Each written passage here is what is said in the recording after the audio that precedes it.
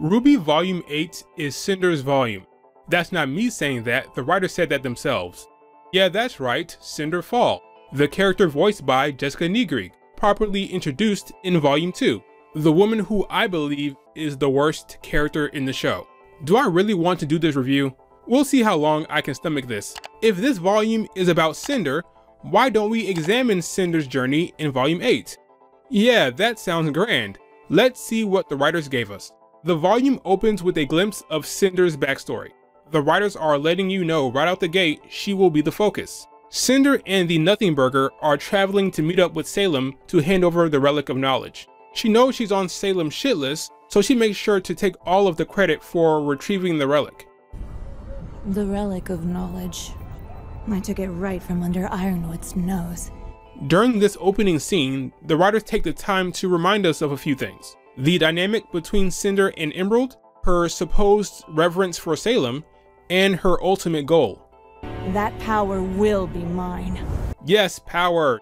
Just like any generic villain. Now the writers are really driving home that Cinder's thirst for power trumps all. She's even willing to disobey Salem time and time again. At this point, it's clear that Cinder doesn't give a shit about Salem, she's only in it for the power, which probably means she doesn't feel she owes Salem anything. Perhaps we'll learn why she wants power in this volume. Yeah, I know. Learning something relevant about Cinder? That's just crazy talk. This is her volume though, right? Maybe there's a chance. So Cinder attacks Penny and company while trying to raise Amity. She tries to take the maiden power from Penny and fails. All she does is fail. This is when we get the long-awaited backstory. Spoiler alert, the backstory isn't good. I already did a video on Cinder's backstory, go ahead and check that out. When Cinder was a kid and she was getting abused by Karen and the twins, she wanted two things. She wanted to kill them, and she wanted the freedom to do whatever. Well, she killed them, and she ran away. Congratulations, Cinder, you did it. Never give up on your dreams, folks. You too can be like Cinder. So how is this relevant to Cinder's current motivations? Don't think that hard, it's not. For me, not only was the backstory boring and nonsensical, it doesn't answer any of the questions we've been wanting answers to for years. Like, how did Cinder discover Salem?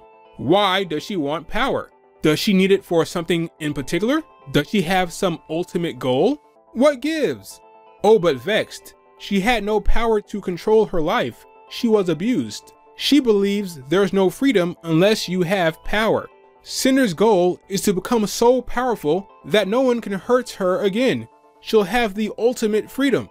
That doesn't make any sense. Listen to yourself. Cinder is actively sacrificing her freedom. She's working for this broad. I think... Do you hear that, my pet? She thinks.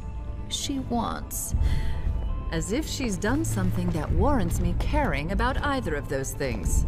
So let me get this straight. She sacrificed her freedom to get more power so she can become super duper free? Well, that's compelling. Now I see why this character needed her own volume. Once she absorbs all the maiden power and helps Salem bring about death and destruction, no one will dare make her wash the dishes again.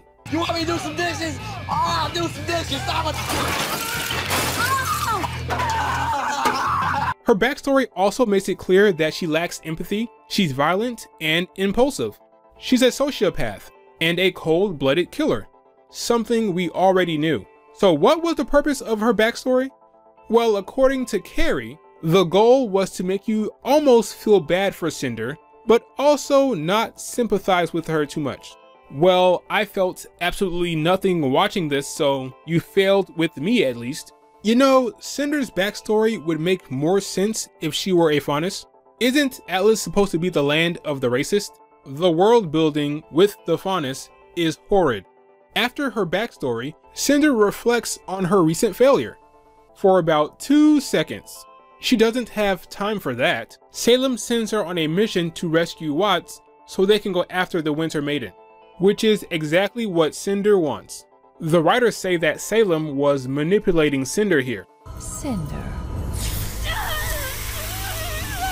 You chose to disobey my specific instructions, and I've realized it's All my fault. And here I am holding you back. Look, Cinder would have to be a complete dumbass to believe that Salem actually blames herself for her failures and disobedience. She's literally torturing her. But, according to the writers, that's exactly what's happening here. Salem's being smart. She's being strategic. Give me a break. So after Cinder scoops up Watts, we get the scene that made her cry. Watts calls her a failure and she cries. Why does she cry? Well, it's because the writers wanted her to cry. For some reason. Apparently, this was a significant character moment for Cinder. Getting smacked down by Watts finally woke her up, according to the writers. Miles said when Cinder got her powers, it was like a brand new toy that she got addicted to. She wasn't considering the strength she had prior to that moment. What strength is that exactly? The strength of common sense? Hey Cinder, maybe you should make sure your plan isn't stupid before taking off. Just a thought.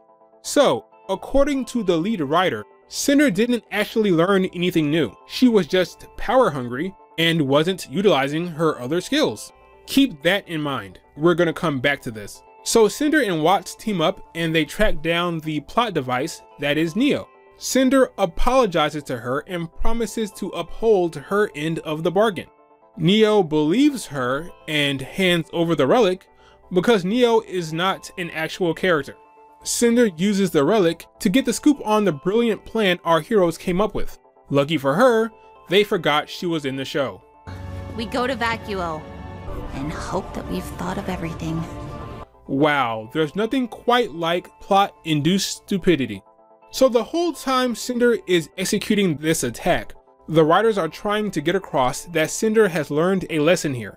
She says that the lesson she learned is that sometimes, if you want to win, you simply can't do it alone. I suppose I have all of you to thank for one last lesson. Sometimes, if you want to win, you simply can't do it alone.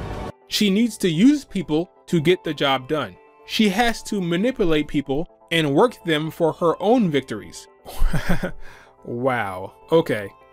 Guys, that's an extremely stupid thing for Cinder to say she learned, considering the first 3 volumes. The last of the heavy lifting is being taken care of, thanks to our clever little friend. But we can't do it without your forces. Well, you all performed marvelously, driver included. I have an associate in Vale. He and I are working on a revolution of our own. All she did was use people to take down Beacon. Writing it as if the character recently learned that she's better off not working alone is beyond frustrating. Especially when Miles said the issue was the character was becoming overly reliant on the maiden power. That's not what she said. Sometimes, if you want to win, you simply can't do it alone. She didn't speak to that at all. Why not just have the character say that? Why? Oh, and why is she thanking Team RWBY anyway? I thought Watts was the one that woke her up. You know, when you look into the commentary and you try to get some clarity on this nonsense, it becomes shockingly clear why the writing is so bad. One writer says that Cinder doesn't have a strategic mindset just yet. She's one-dimensional in the way she leads her group, which leads me to believe that this writer never bothered watching the first 3 volumes.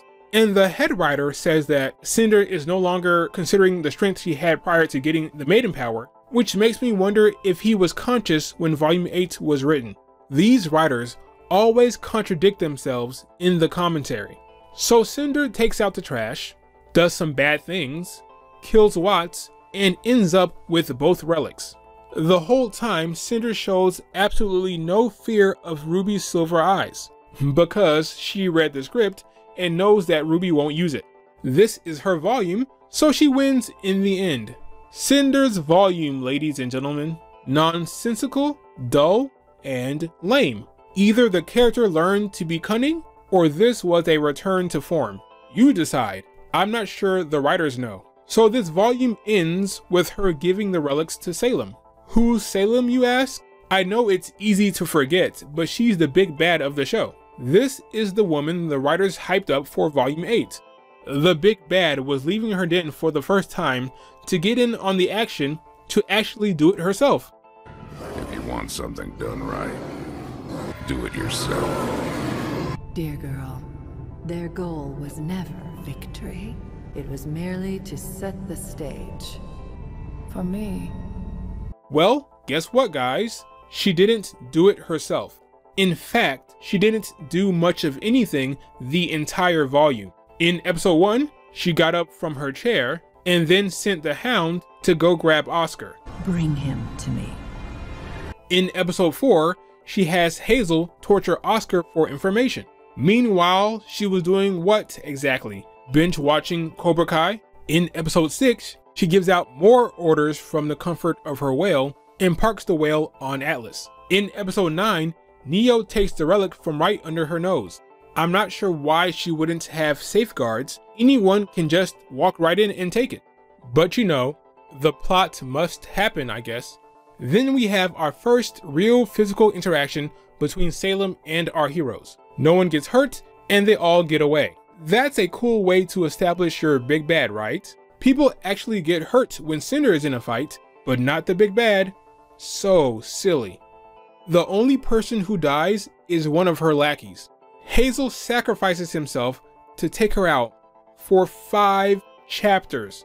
Oh, that's right. Salem takes 5 chapters to pull herself together. This is the character that they hyped up for this volume. She takes the relic from Cinder, declares victory, and flies off. That's it. That's Salem in volume 8. Where do I even begin? Guys, Salem did not have to be here. She did not have to be on location in Atlas. In a volume that was set up for Salem to do it herself, she did not have to be there. Think about that. She could have given orders from her Seer Grim. Hell, she can kill with her Seer Grim. Folks, the volume stays pretty much the same if the big bad stays home. What does that tell you? It tells you that mistakes were made during the writing process. Now, someone might say, well, Vexed, someone had to be there to drive the whale. Again, think about what you just said. The big bad had to be there to drive the bus? What? She refused to leave the whale before it went boom. Nothing changed. Instead of waiting at home, she was waiting in the parking lot on the bus. It doesn't work. It's such a weird writing choice. Salem shows up, gets nothing done, gets taken out, and her henchman gets the job done. Salem wins in the end because Cinder won. The volume that was supposed to be her time to shine was Cinder's volume. We open up with Cinder, we close with Cinder, and we get Cinder's backstory. If this was going to be Cinder's volume, Salem, your big bad, should have stayed her ass home. The way this has been written makes Cinder look like the greater threat. Now some might say, well, Vexed, maybe Cinder is the big bad of the show. Well, if that's the case, what the hell have we been doing the last 8 volumes? We don't have to go down that path, alright? That's ridiculous. Salem is the big bad. They just don't know what they're doing. That's the logical conclusion. Overall, volume 8 is another disappointing watch from Rooster Teeth. It has dialogue that makes little to no sense. Do you think she thinks less of me for not helping out with Amity?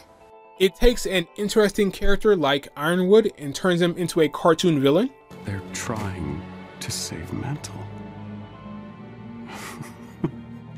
It makes all the characters involved look like idiots. Once the staff creates anything else, the city drops. Atlas has enough natural gravity dust to keep it from plummeting immediately. Finding out that Atlas wasn't going to immediately plummet if they used the staff of creation was the biggest middle finger to the fans of this show. Why in the hell would Ironwood come up with such a stupid plan if he knew that?